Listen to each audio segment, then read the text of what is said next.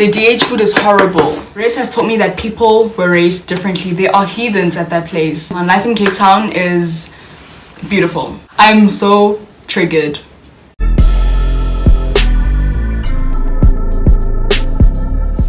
What it do, and welcome back to my channel. My name is Annalisa and I love having you here. First and foremost, I just want to thank every single person who is subscribed to me. It really means the world to me, and thank you so much for the positive feedback on my first video.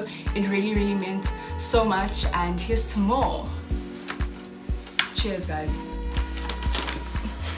Cheers. As seen from the title, I'm coming at you today with a university tag, and okay, this video is more directed towards grade 11s and 12s, but it is also really helpful for someone who's maybe currently in varsity, someone who's trying to transfer, someone who just wants more insight, or who just wants to know more about varsity life in general, but more so specifically UCT, because obviously I can only speak for my experience there.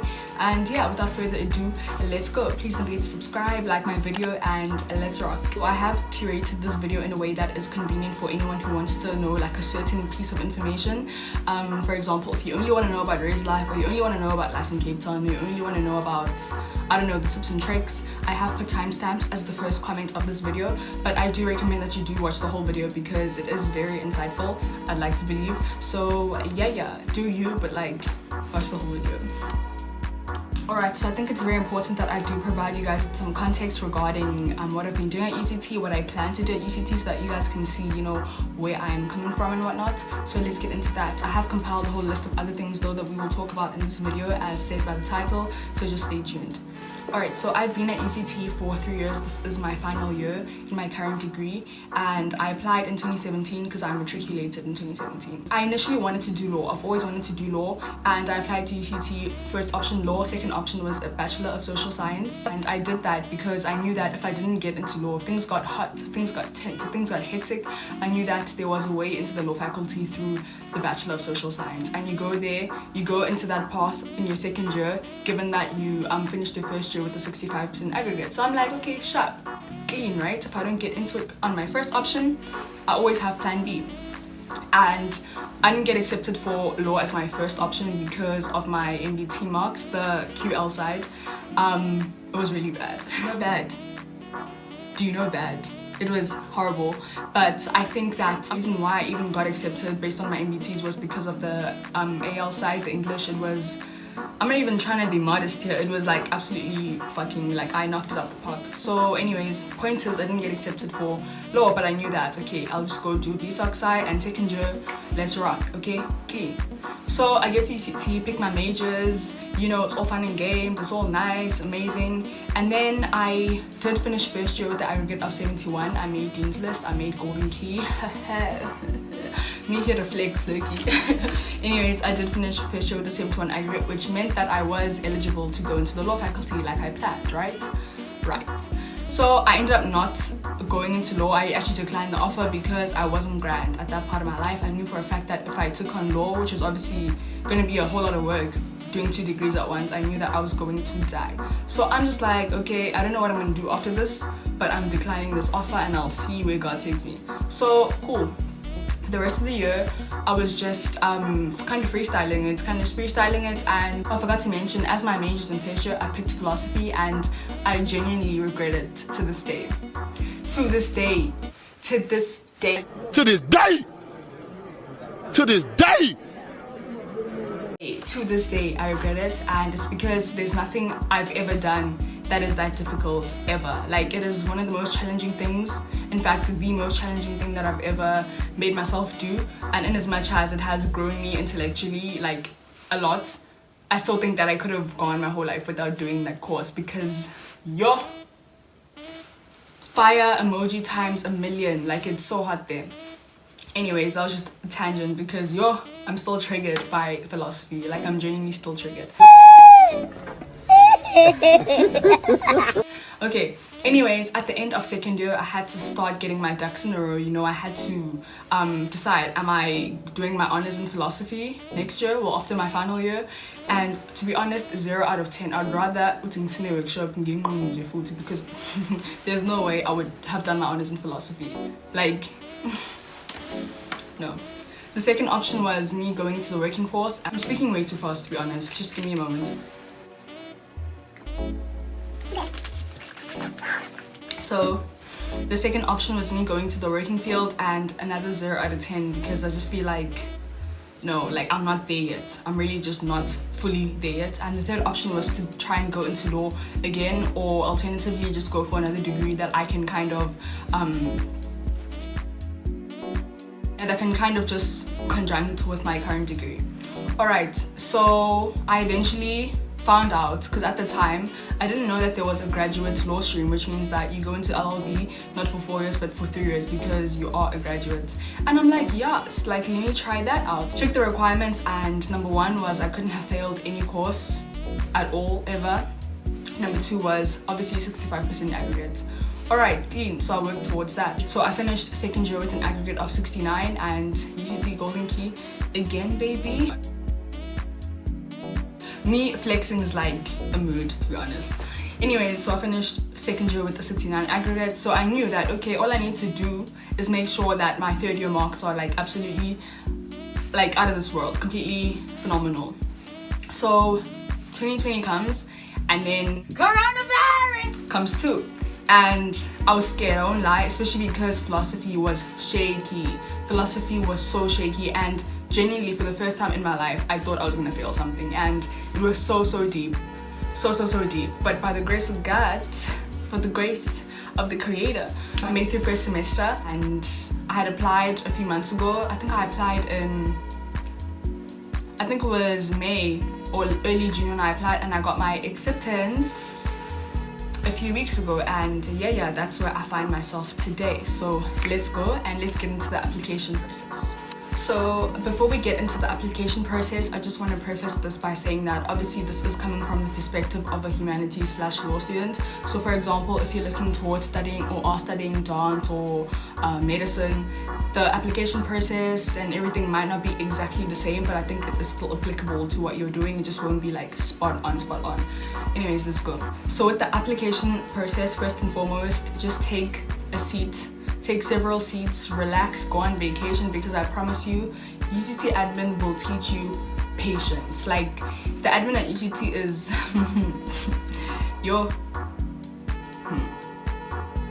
yeah, it's a little bit ghetto. Just a little bit ghetto to me. A little bit ghetto, you know, a little bit. But I do think that the earlier you apply, the earlier you should get your acceptance, obviously. Thing is, now there's COVID happening, and obviously that's affecting every single sphere of the university. They might not be, you know, sending out applications. They might not be sending out acceptances as quickly as they would in other years. But I do want to say that they are very quick to decline you.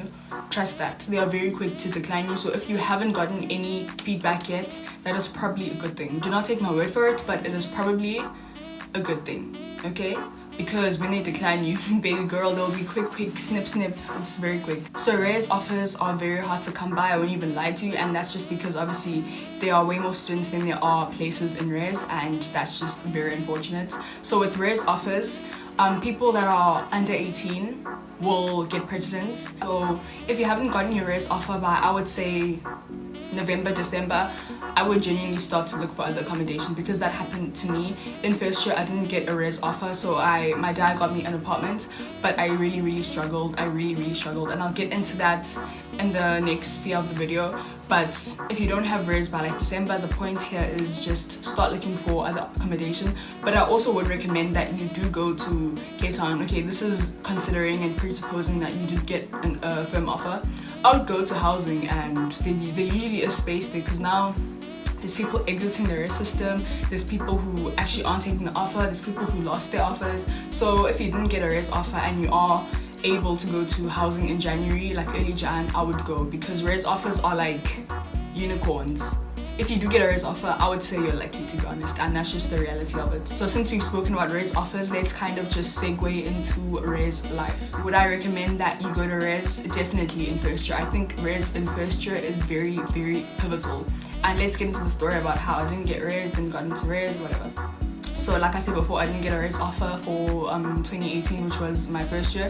So my dad got me an apartment, it was sharing, and I struggled. I really did struggle, especially because I had never at the time lived alone, and it was also overwhelming. Like in a new city, didn't really know anyone besides my friends, who most of them were in res, so it was all just a lot for me. So in late February, I went to housing. There was space in Clarinus Village, and that's where I ended up living until last year actually. So yeah, this just speaks to my tip about going to housing, because I promise you, there, like, more often than not, there is space, and I would pressurize them, to be honest. Take it, don't take it, but there usually is space. Just go there persistently and they will help you out, especially if you are in need, because there are people that they are moving out and people that are whatever. So yeah, just do that. Anyways, back to the point. Res is pivotal in first year, and that is just because it is a good mixture of away from home but still homely. There's a lot of people or first years that relate to you. More often than not, you will get a sharing room. And let's go to Clarinus. Clarinus is like, I would honestly recommend Clarinus as a good first year is because single rooms, and if you want your own space, that's kind of the benefit of living at Clarinus Village. But yeah, more often than not in the other reses, Baxter, Tugwell, most of the first tier reses you will share. So if you're not into sharing at all, then I wouldn't recommend res. If you're not a sharing person, don't do that thing. But for people that don't really mind, that want that mixture of home but not home, res is the thing for you. There's obviously res activities, make a friend, there's res outings, so it's a very good place to kind of get your, you know, self settled in and get comfortable. That's why I'd recommend it. Let's get into DH food. If you are anything like me, please hear me properly. If you are anything like me, then you will hate DH food.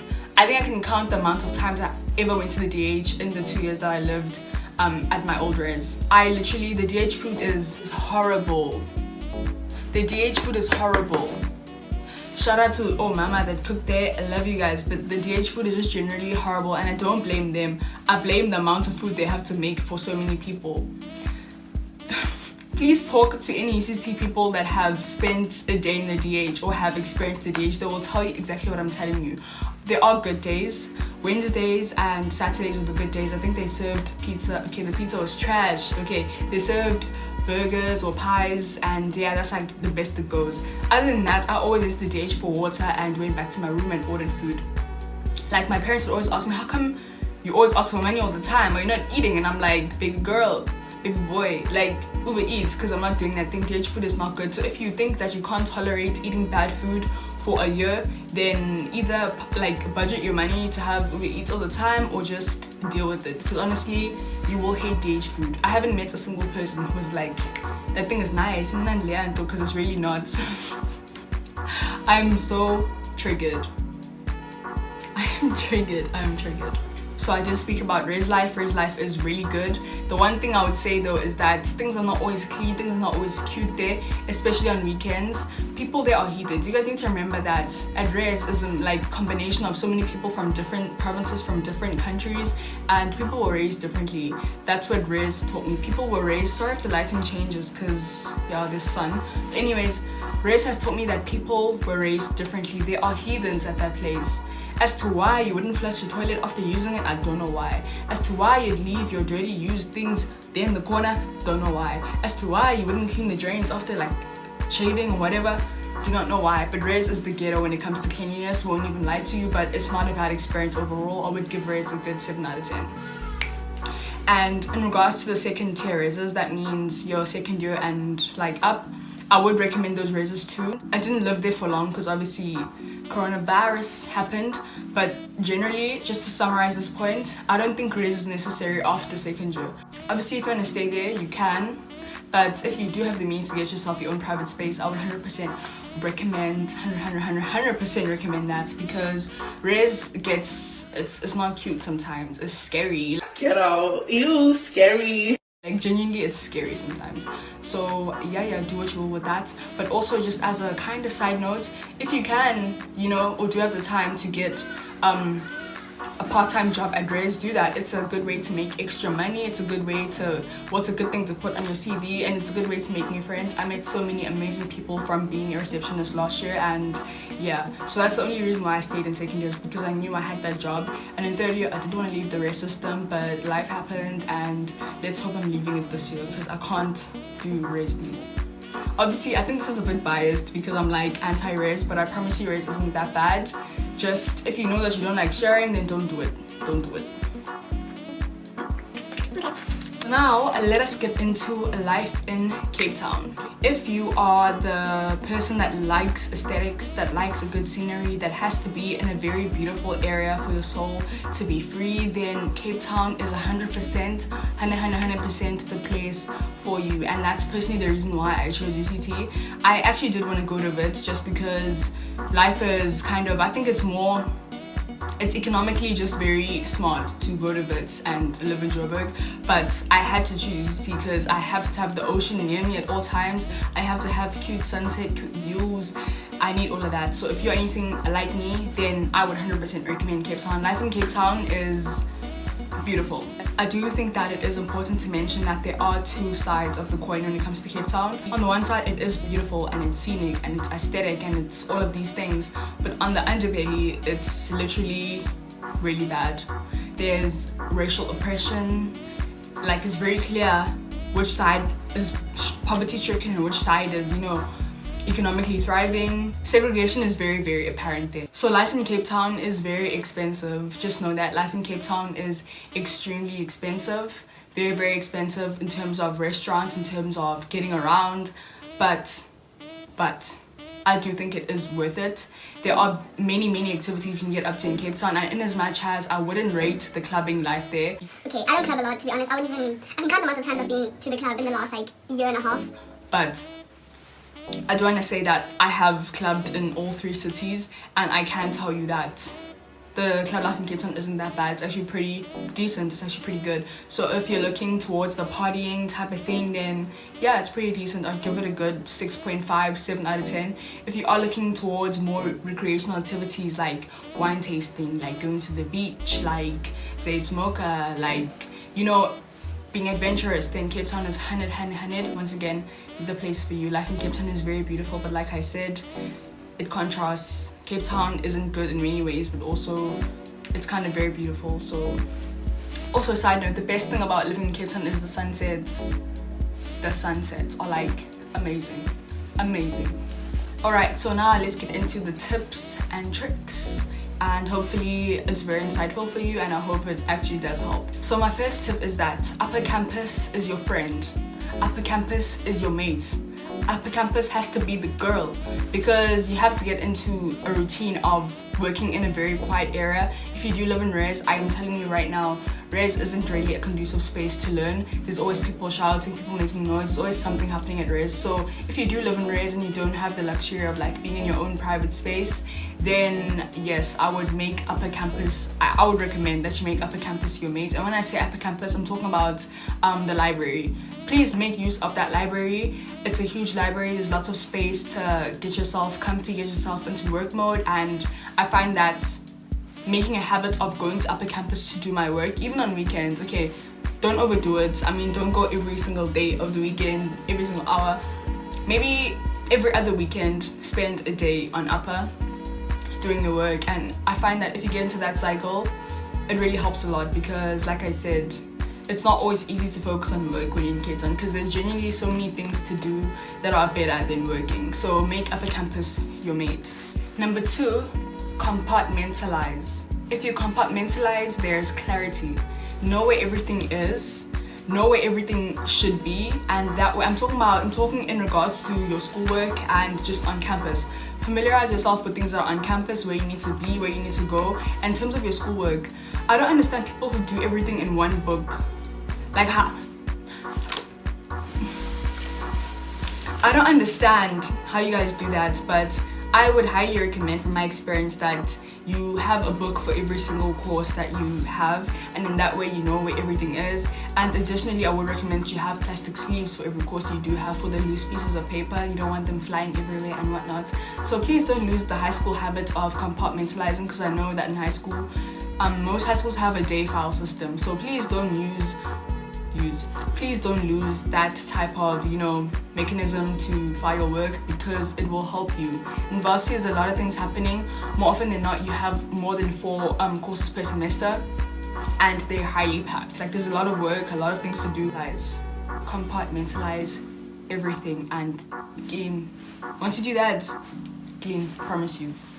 Okay, now this tip is more directed towards students that have a lot of writing based work.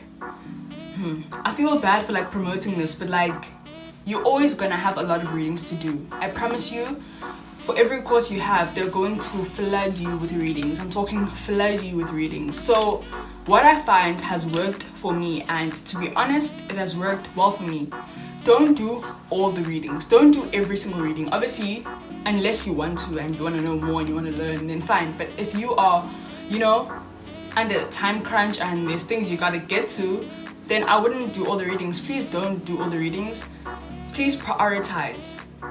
If you have to do a certain reading for a TAT, fine. And if you have to do a certain reading for submission, fine. But other than that, if it's not for a TAT, even TATs are in the grey area for me. If it's not for a submission, then I wouldn't do it. And if it's not to strengthen the knowledge I already do know, I would not do it, because it's genuinely a lot of readings. I promise you, in the humanities faculty, they can give you 10 readings at once, and it's just that. So please don't do all the readings. Please prioritize your time, because also these readings are packed and it just becomes information overload. So please just prioritize accordingly. Don't do everything. Don't attempt to do everything unless when we start in league and you want to. But like, other than that, if you are like me and you are just very get things done when you need to, please don't do all the readings and you will be fine. I promise you. It's scary at first because you're like, what did I miss? But please prioritize your readings properly, because it's impossible to do every single one and understand every single one effectively. Like, it's just not possible. It's not realistic. It's just not realistic. It's just not. So this is one of the most important tips, especially for students that are coming in from high school into varsity. Please do not attempt to write everything out. Again, this is more based towards students that are going into essay reading, you know, driven courses.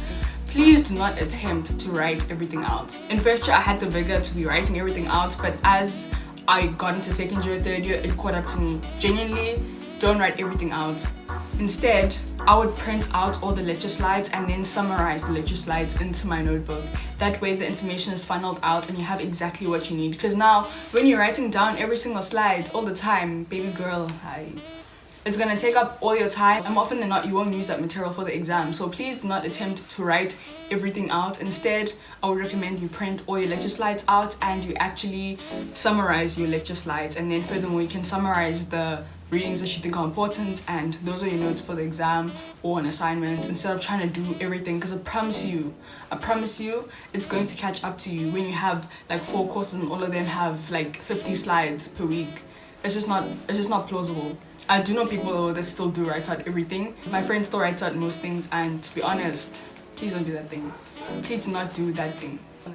Alright, so my next tip is very, very important. I mean, all of them are, but like this one is like one of the most important ones. Please know your venues for when you pick your TATs. Like, please know your venues, because now you've got a lecture at 10 at, I forgot the places on campus, what the fuck.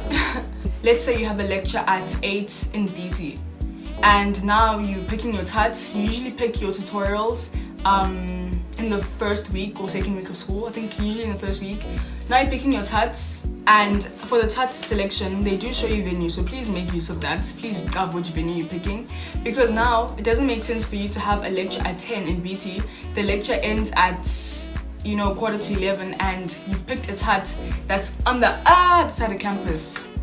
Please don't do that to yourself. Please do not do that to yourself. Please do look at which TATs you're picking and which venue they are at, because you don't want to do this thing of walking across campus for each and everything. I remember one time I had a lecture, okay, I have all my lectures on upper campus, and I accidentally picked a TAT that was on middle campus. So I had to walk to middle campus for one thing, like once a week. Like, you know, I hate walking. Personally, I hate walking. So for me, that was a nightmare. And to be honest, it's not that long of a walk. Like, campus is not that big. but just for convenience sake, just pick something that is very close to the lecture before. Or if you get off at North Stop, South Stop, make sure that the tat that you do pick is like very close to where you get off or where you leave, just for convenience sake. Because I promise you, you might have energy at first, you might have, you know, the source to be walking all over campus in first term, but in second semester, you won't want any of that, and I promise you. So please, when you pick your tats, tutorials, make sure that it is convenient with where your previous lecture or tutorial was. Otherwise, baby girl, you're gonna be walking. You're gonna be walking. I'm gonna insert that SpongeBob meme. That's gonna be you. My next and my final tip regards the jammies. Everyone knows, or every UCT student is aware of those blue buses. Love them a lot. They've helped me save so much money on Ubers, especially the heading jammy. Miss you so much, baby. Anyways, jammies are one of the most unreliable sources of transport I've ever come to know. Jammies will leave super early, jammies will not show up, jammies will park for longer than they should. And what I can say to you is, number one, just be patient. Be patient, teach yourself patience, and just teach yourself patience, my friend. Just teach yourself patience. The jammy timetables are literally just suggestions. I promise you, don't depend on those times too firmly, because they will change all the time. But I would recommend that you do get to every jammy stop that you need to be at 10 minutes early. That way, if the jammy leaves 10 minutes early, there. But if it's late, you kind of lose. But I would just suggest that you always are at that jammy stop for the jammy you need to be on 10 minutes early, because those drivers, ruthless, they will leave. They will genuinely leave early whether they know they're early or not, to be honest. And most important tip, do not run after a jammy. Please, it's just the words that come out of my mouth. Do not run after a jammy. Don't do that thing. Please love yourself. They will not stop. Sometimes there are kind enough drivers that will stop, but like 7 out of 10 of them will just look at you from their review and call it a day, baby. So please don't do that thing. Please don't do that thing. Anyways, that is it for my university tag. I hope I helped a lot, whether it was for the tips or more insights. Please do subscribe. Please do like my video. Please do drop a comment. Tell me anything else you wanted to know, or anything else you agree with, or anything of the sorts. I appreciate it a lot. And thank you. And I'll see you in my next video.